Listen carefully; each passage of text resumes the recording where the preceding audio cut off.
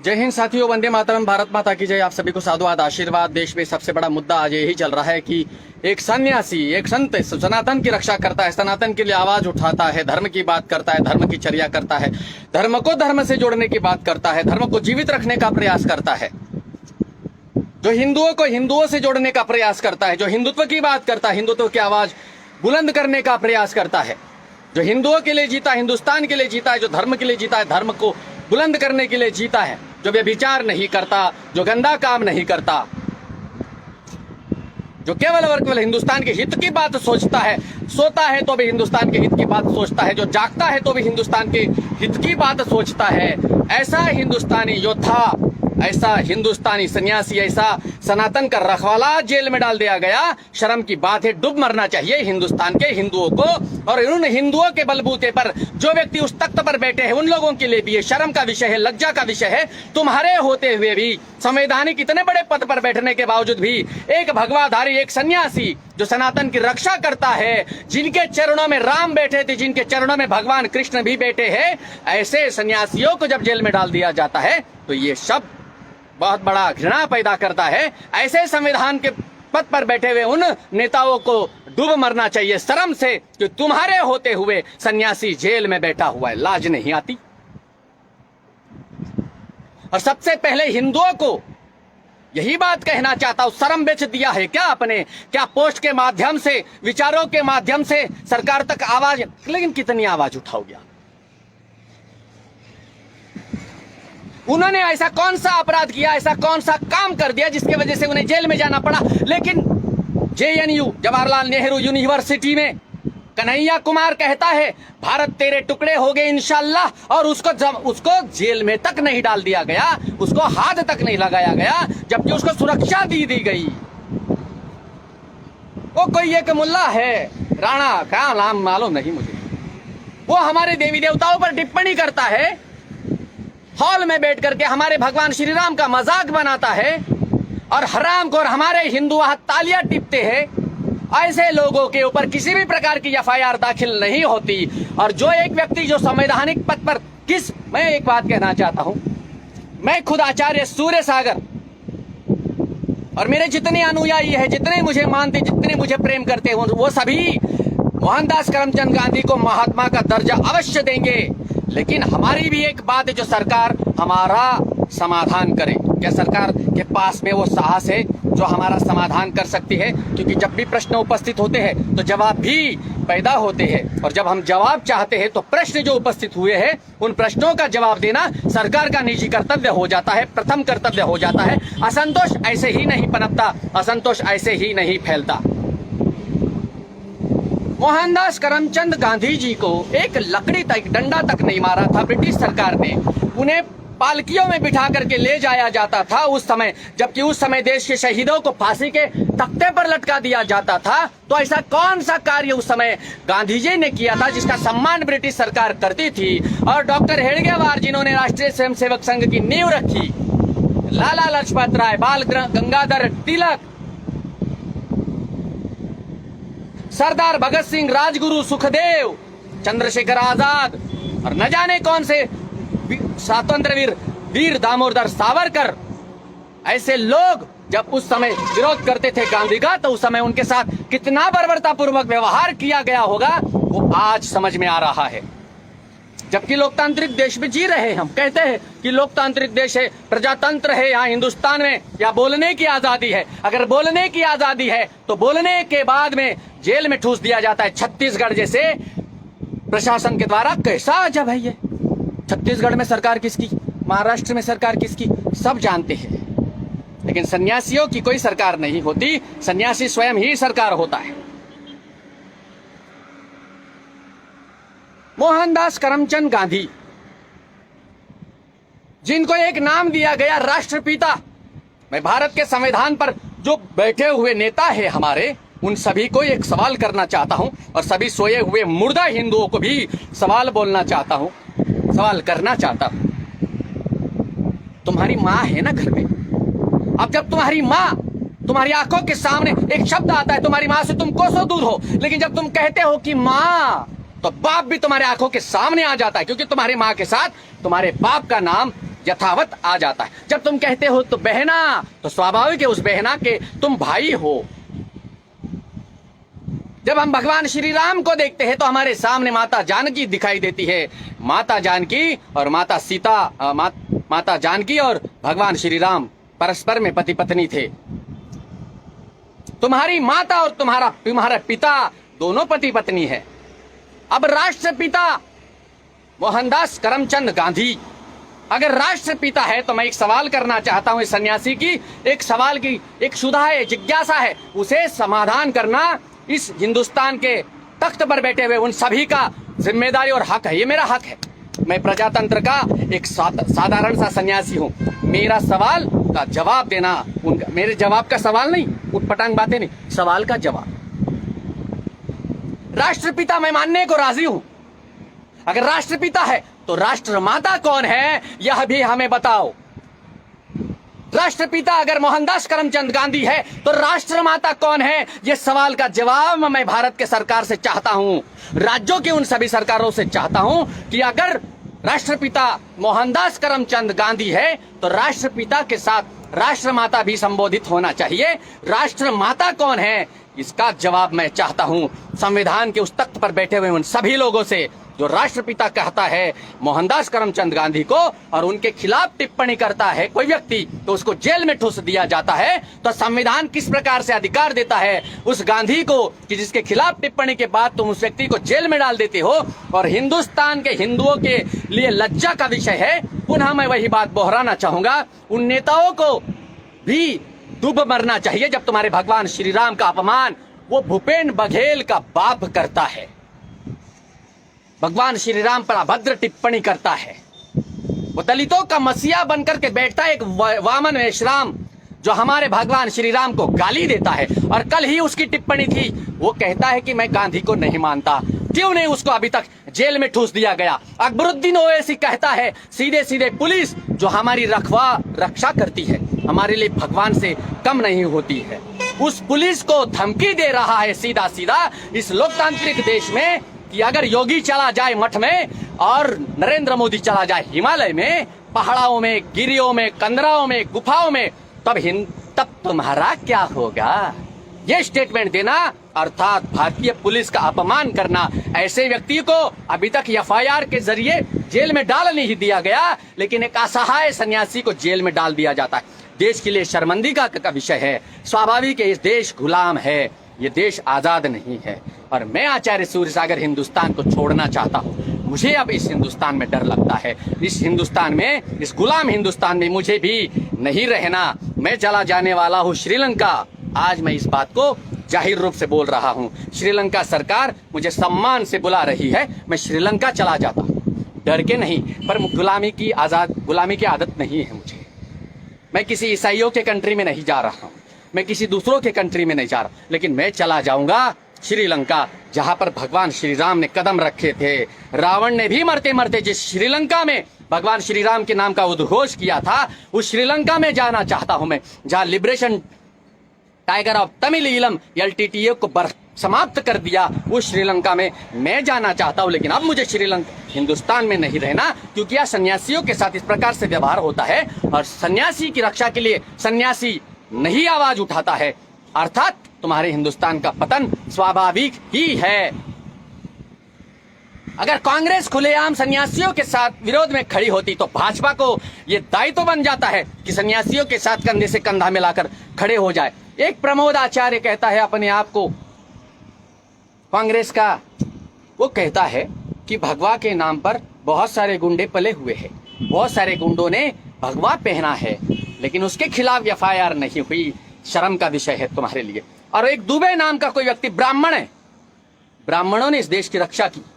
ब्राह्मण नहीं होते तो क्षत्रिय भी नहीं होते। मैं क्षत्रिय हूं, मुझे अभिमान है, मैं क्षत्रिय हूं, लेकिन हमारी रक्षा शब्दों से, वाणी से और ज्ञान से और बुद्धि के चातुर्य से अगर किसी ने की तो ब्राह्मणों ने की। ऐसा ब्राह्मण हमारे मस्तिष्क के ऊपर रहता है, हृदय में नहीं, मस्तिष्क के ऊपर, क्योंकि मस्तिष्क के ऊपर ताज रखा जाता है, मुकुट रखा जाता है, उसके ऊपर परमात्मा ही रहता है। अगर परमात्मा की कई जगह है तो सिर है, और इसी सर पर ब्राह्मणों की जगह है। और ऐसा ही एक ब्राह्मण दुबे जो एफआईआर करता है खिलाफ उस कालीचरण महाराज जी के खिलाफ, तो दुर्भाग्य का विषय है उन ब्राह्मणों को भी जो मुझे मानते, जो मुझे प्रेम देते, उन ब्राह्मणों को उस ब्राह्मण का हक छीनना चाहिए, उसे ब्राह्मण कहने का अधिकार नहीं।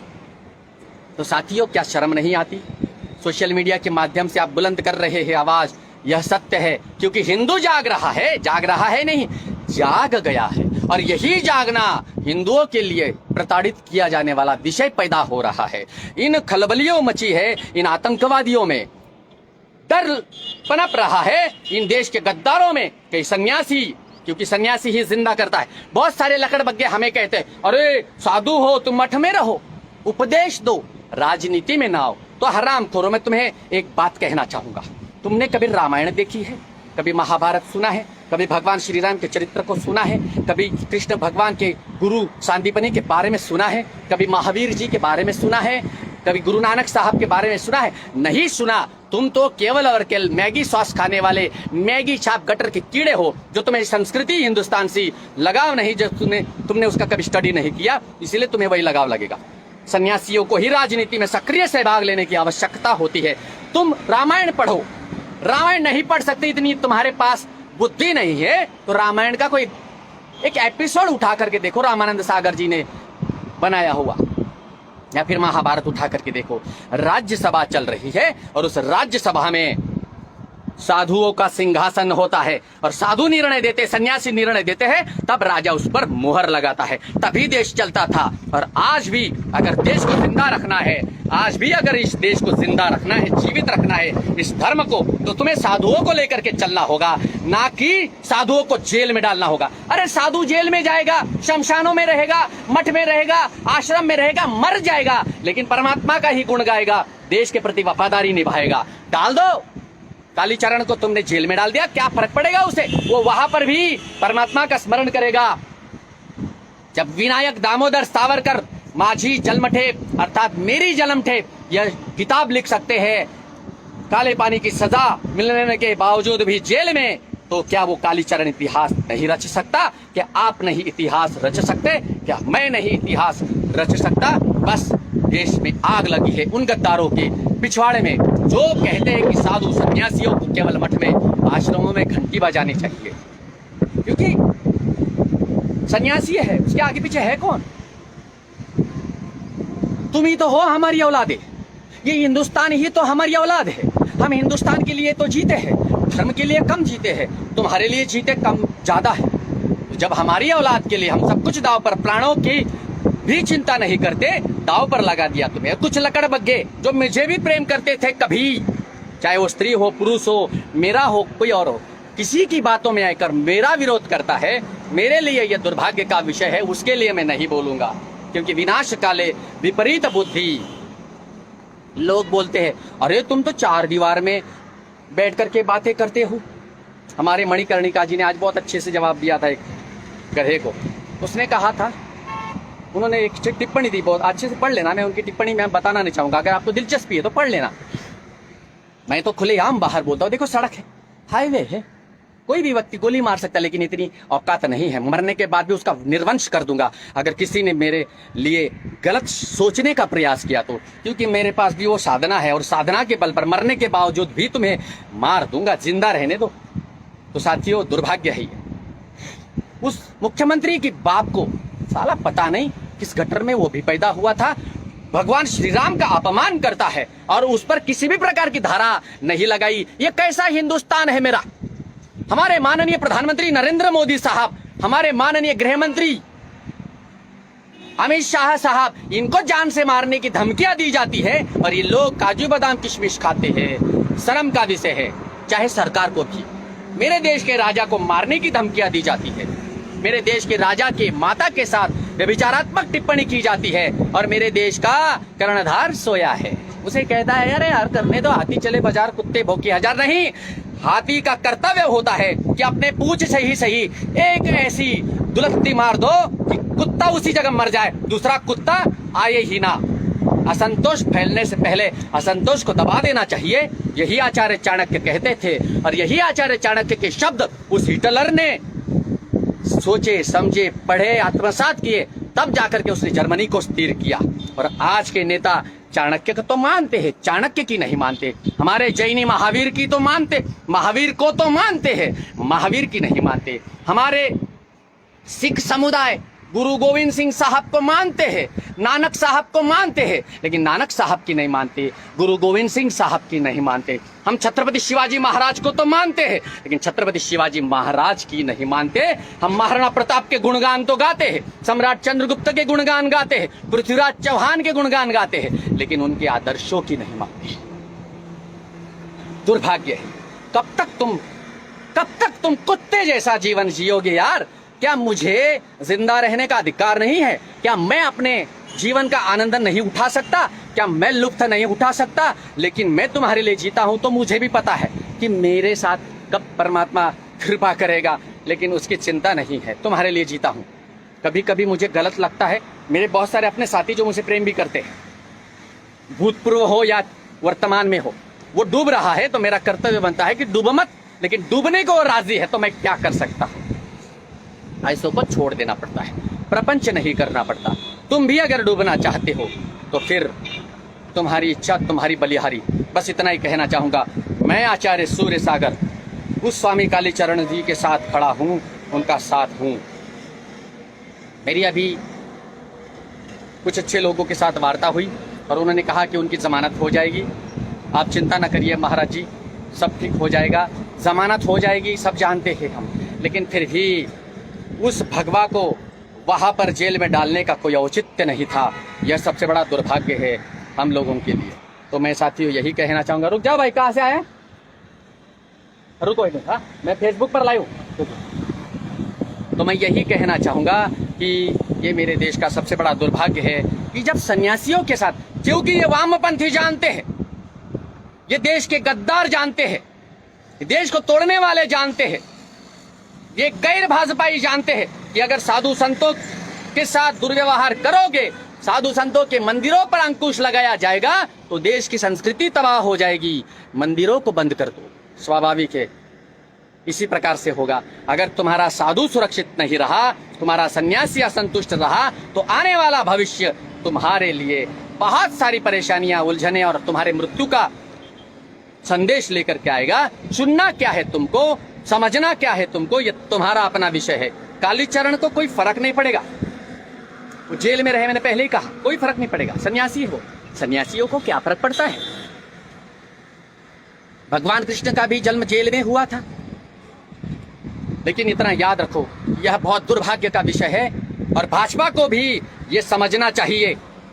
भारतीय जनता पार्टी के ऊंचे ऊंचे तख्त पर बैठे हुए उन सभी नेताओं को भी मैं यही कहना चाहूंगा, जब मुझ पर भी पड़ी थी ना, तब तुम मेरे साथ खड़े नहीं थे। देश की जनता मेरे साथ खड़ी थी, ये देश का युवा मेरे साथ खड़ा था, देश की माता बहनें मेरे साथ खड़ी थी, रेखा रावल मेरे साथ खड़ी थी जो अभी इन्होंने कमेंट किया, वो मेरे पास सूरत से रोज आती थी। और राज सेठ एक पत्रकार था, वो मेरे साथ खड़ा था। तुम लोग खड़े थे जिन्होंने मुझे देखा नहीं कभी, वे लोग मेरे साथ खड़े थे, वो मेरी चिंता करते थे। तुम लोगों ने तो मुझे कॉम्प्रोमाइज के लिए कहा गया कि अरे बोलो मत, असंतोष फैल जाएगा। यहां तक कि हिंदुस्तान से प्रेम करने वाले नौटंकीबाज कुछ चैनलों ने यह दिखाया गया कि सूर्य सागर अंडरग्राउंड है। मैं अंडरग्राउंड हो गया, मुझ पर समझ लो मैं अंडरग्राउंड। मैं तो मेरे आश्रम में बहुत आसानी से बैठा हुआ था, प्रेम से, और यहीं से बैठ करके मैं लाइव तक आता था, होने के बावजूद भी डरता नहीं था। क्या होगा?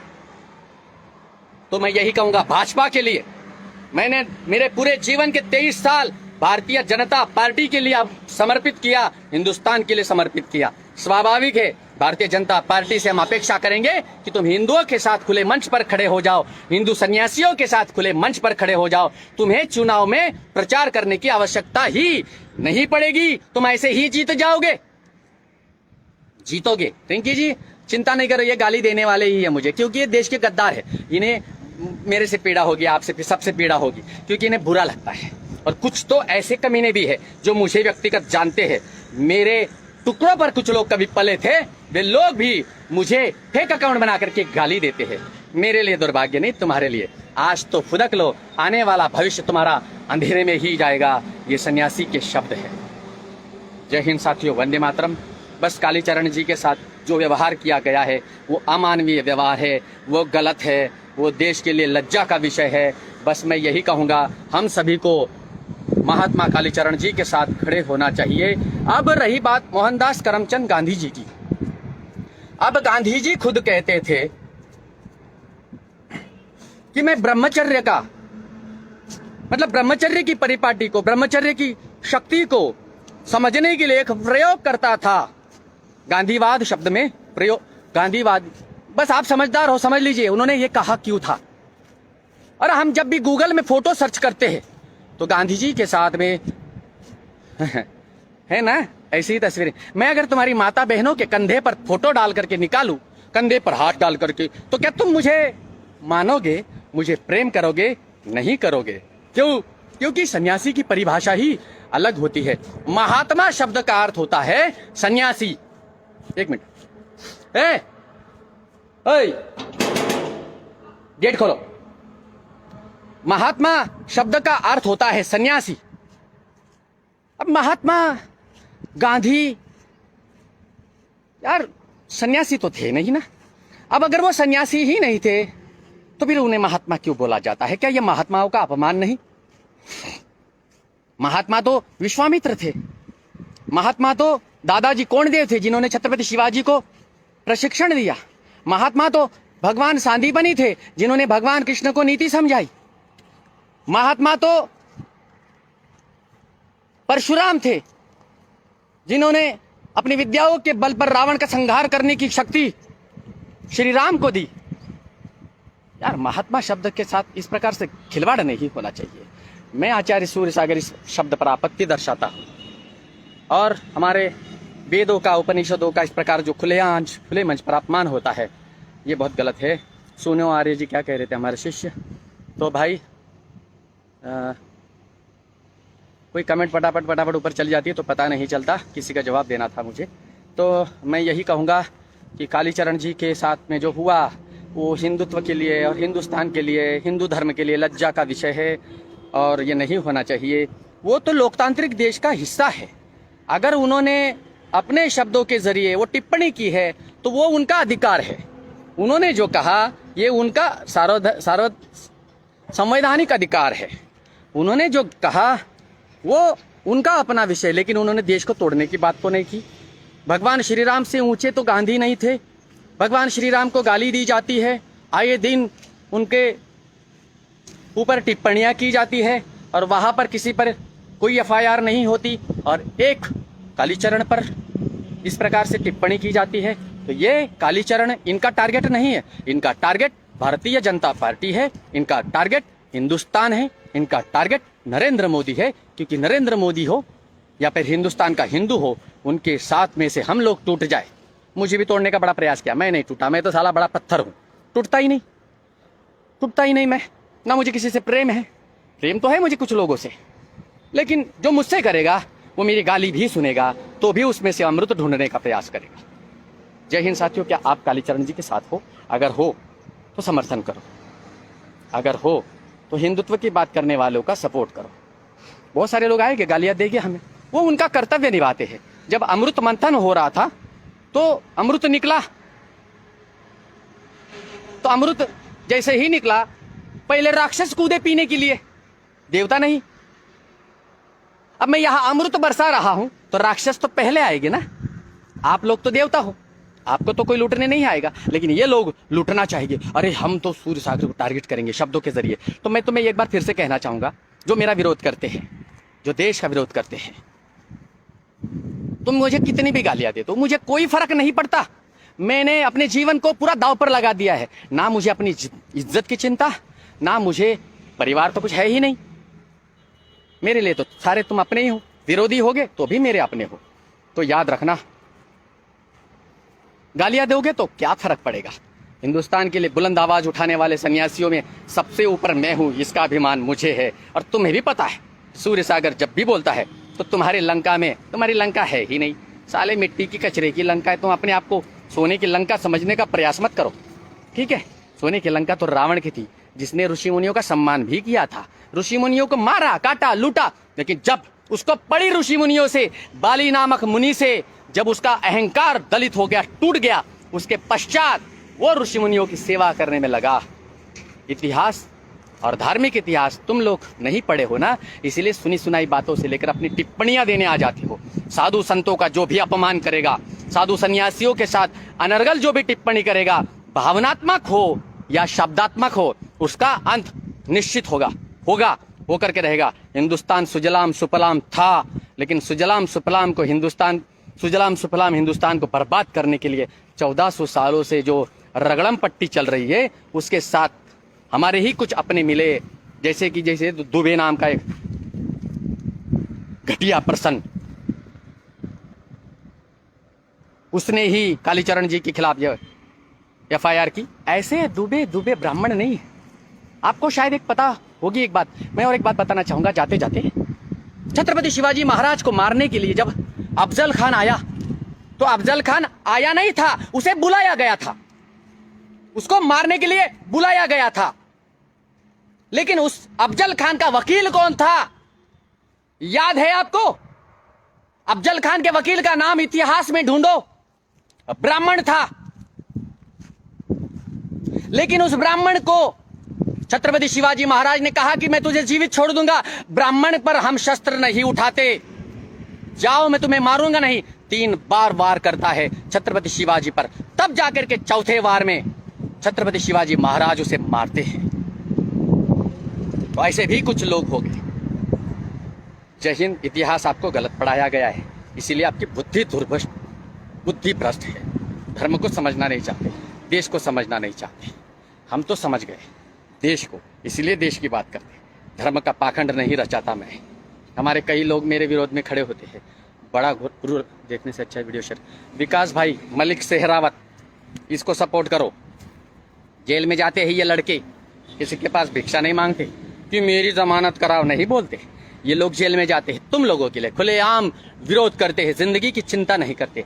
ऐसे लोग लटकती तलवार रखते हैं सर पर तुम्हारे लिए। ऐसे लोगों का सपोर्ट करो। अगर तुम्हारी औकात लाइक करने की भी नहीं है तो कम से कम विरोध तो मत करो। बड़ा बुरा लगता है, क्योंकि हमें देश के विरोधियों से कोई डरने लगता, हमारे अपनों से डर लगता है। हमारे अपनों पर कैसे टारगेट करें, हमारे अपने को गाली कैसे दे, नहीं दे पाते हैं। सबसे बड़ा बुरा यही लगता है। तो बस आज इतना ही। वंदे मातरम। और मैं छत्तीसगढ़ सरकार से यही कहूँगा, जब भी सन्यासियों को हाथ लगाया गया, सरकार का अंत हो गया, चाहे वो कोई भी हो। और जाते जाते एक उदाहरण देना चाहूँगा। महर्षि दुर्वासा के बारे में सुना होगा आपने। मुझे कई लोग साले गाली देते, तो मुझे कोई कहता है तुम जमदग्नि हो, कोई कहता है तुम दुर्वासा हो, कोई कहते हैं मैं द्विपायन हूँ। मुझे अभिमान है मैं द्विपायन हूँ, मुझे अभिमान है मैं दुर्वासा हूँ, मुझे अभिमान है मैं जमदग्नि हूँ। क्योंकि ये तीनों बड़े क्रोधी थे, और इनके क्रोध से महाकाल भगवान शंकर शिव शंभु खुद डरते थे। धार्मिक ग्रंथ उठा करके देखो, जब कैलाश पर दुर्वासा जाते थे तो महाकाल भगवान शिव भी उठ करके खड़े हो जाते थे। उन्हें पता था कि ये ऋषि एक शब्द से हेर फेर कर देगा, इस त्रैकालिक भूमि को नष्ट भी कर सकता है। सन्यासियों की ताकत को महात्मा महाकाल भी समझ चुके थे, तुम नहीं समझ रहे हो। विनाश काले विपरीत बुद्धि। वंदे मातरम। भारत माता की जय। साथियों बहुत बहुत आशीर्वाद।